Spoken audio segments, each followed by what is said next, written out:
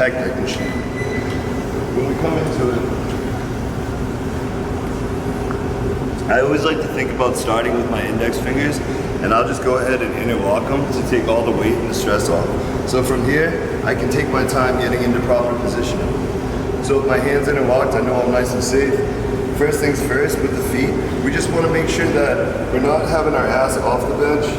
We're nice and tucked in, with shoulders compressed down in a big arch.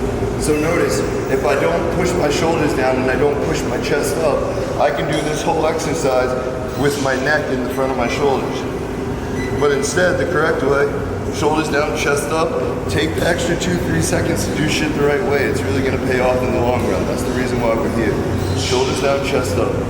Inhale, open, open, open. Once you feel the tension across the top of the chest, we don't have to try to be a hero and let the arms stretch as far as they possibly can. Just feel that stretch, and then with your mind, muscle-mind connection, shoulders down, arch back, exhale, squeeze.